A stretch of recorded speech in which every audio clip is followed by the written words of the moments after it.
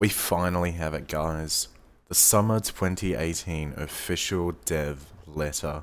Here I am, I'm going to review it for you guys and talk about some things that I think they're trying on have said and my opinions on it. What they do though is they talk about class balance. So they fixed the stacking buff groups, which was great. You know, fixing that is a brilliant baseline for any new developers that are coming into the company. And with that being said, I think that is going to be a nice and bright future in regards to balance when those new developers that were hired get up to scratch, because all of these root foundations are fixed.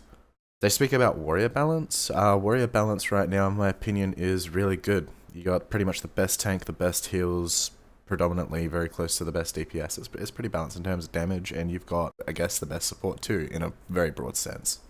So the changes that recently happened are not considered the end. As Javier says here, legendary abilities are a high priority currently in live, and they're also looking at more warrior improvements. Now, in my opinion, I don't actually think that the game needs more warrior improvements. Warriors right now are actually at a pretty solid place in the game in terms of prime.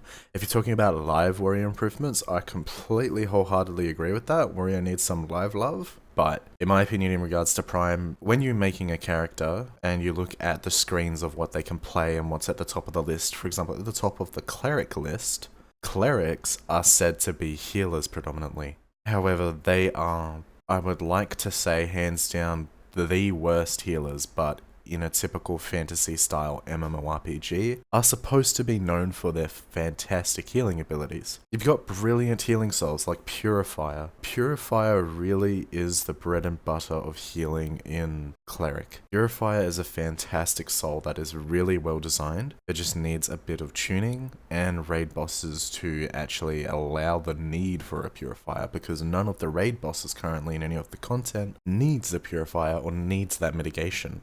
Cleric DPS as well is a pretty mixed situation. You see, you've got Defiler, which is pretty good, but it's very varied. Target swapping's not fun. From the people that I've spoken with, it's not a very fun spec to play. It's not enjoyable. When you want to play the game, you want to have fun. You want to enjoy what you're doing, and that should be one of the first things that you conquer. A lot of clerics play cleric to heal because Purifier and all the healing specs are just fun. On that note, I think after we get the whole cleric situation sorted, then we can start to look at things like rogue and mage. I would really appreciate if rogues stop using Saboteur. Why is Saboteur still a hugely considered class that is pretty much essential? This needs to go. Almost every single rogue that I speak to in this game absolutely despises Saboteur. They do not like the spec. It's not fun. Like I was saying before, it needs to be fun. People, when they choose rogue, they want to stealth, they want to be assassin, they want to shoot their bow, they don't want to stand there and throw bombs. So in regards to that, I hope that can be fixed, and it's very similar to Mystic Archer in Mage. You don't pick a Mage to pretend to have a bow and shoot arrows and run over your arrows. You know, you want to play Pyromancer, you want to throw fireballs, you want to play Stormcaller and make storms and be a Mage and use magic. That's the whole point of being a Mage. It would really be nice if these core elements of a fantasy type MMORPG are brought back into the game. It's nice to cater to everyone's needs, but at the end of the day, when you're bringing back a server which is going back to the beginning, you need to have your core root fundamentals there. So another really good thing that they're doing is both the Alpha and the Omega PTS servers are about to be available, or will be during summer, for PTS testing, and they are asking people to test. So please guys, go onto the forums, go onto Discord, go wherever you can to get your feedback heard, and hopefully the Rift development team will be able to take that on board and then make changes to the game that will benefit both live and prime.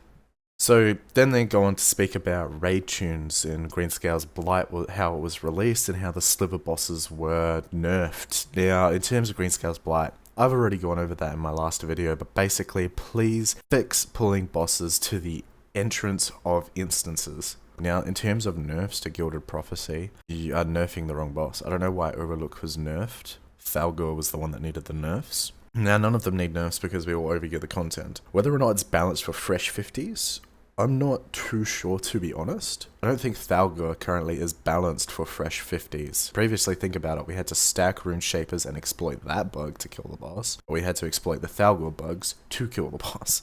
So basically what I'm trying to say at this point is make sure that you're nerfing and buffing the correct things, rather than just throwing it out there based on pure hyperbole. Now, they speak about a prelude event for River of Souls on Prime. I'm not actually sure what this is, so if anyone could shed light on that. Is it the launch of River of Souls? Like, I'm not really sure exactly what it is. So now we're going on to some live things. They're bringing out Summerfest and bonus rewards like experience, dimension items, and they're updating the calendar, which is really nice. That's something really good, because currently what we've had on the calendar is things that we just don't use. We have no use for these items. And one thing that I find amazing is that they're adding the rare mount drops to experts and raids in live. That is a great update. I applaud anyone that thought of that and did that. That's great. They are revamping and reducing the credit store on live.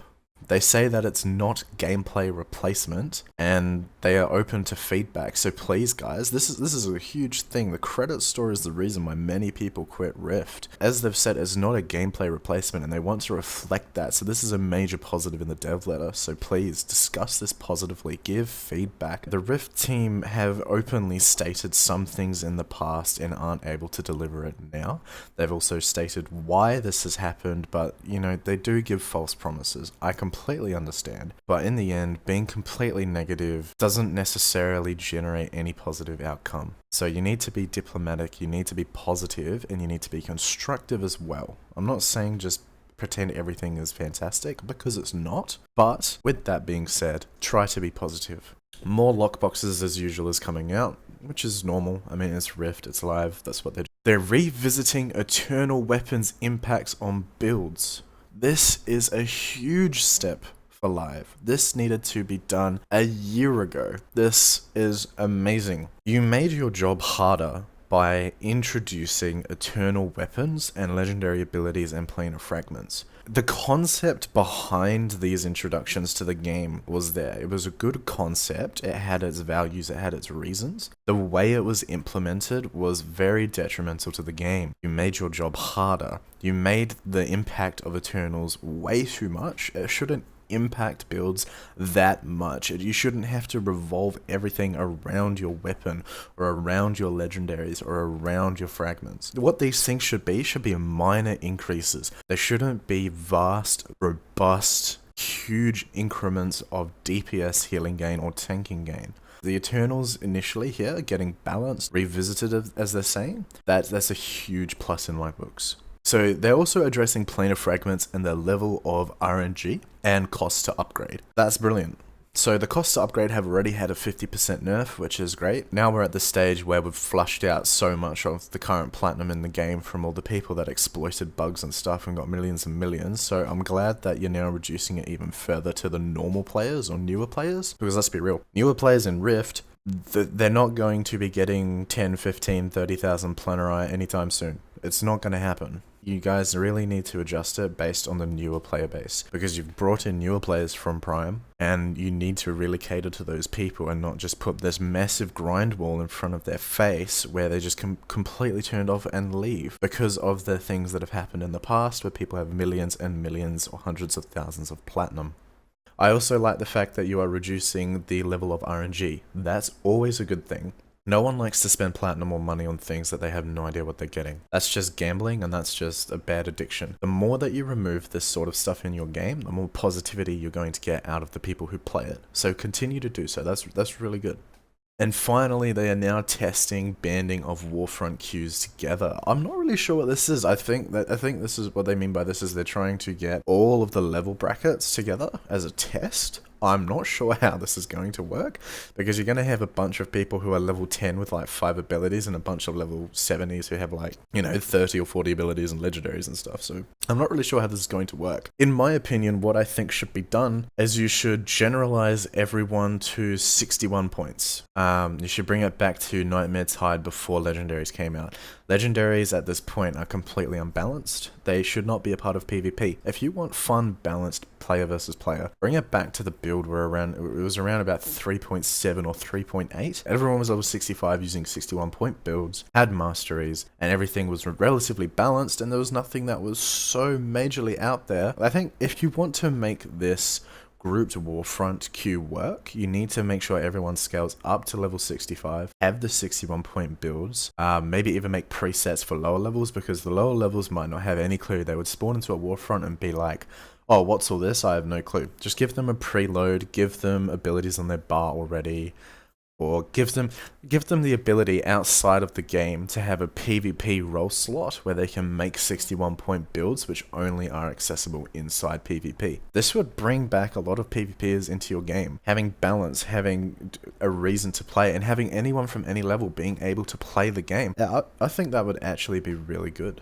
So if you did do that with the banding of Warfront queues together, that's my piece of feedback and advice that I could give. I'm sure there are other people out there who can give other positive feedback, so by all means, if you guys do have it, post on the forums, post on Reddit, post on Discord, or even ask me and I'll try and forward it. So far, it's a lot of good small changes. A lot of the dev letter here is them patting themselves on the back for what they've done. They have told us that there's going to be live content released, and as you can see in this dev letter, there's nothing really. But what they're doing is Tryon has realized that there are so many things wrong with their game that they're fixing the broken fundamental aspects of the game, which is what I really like. And this takes time. What they've been doing over a long period of time is throwing band-aid fixes over band-aid fixes and band-aids, but at this point there's just too many band-aids that they need to rip the whole thing off and start at the roots, especially with the fresh faces that they're recruiting. I think that the approach that they're taking is really good, and I'm actually looking forward to the future of Rift. So with that being said, guys, let me know how you think and let me know how you feel about this, and thanks for watching my video. Take it easy.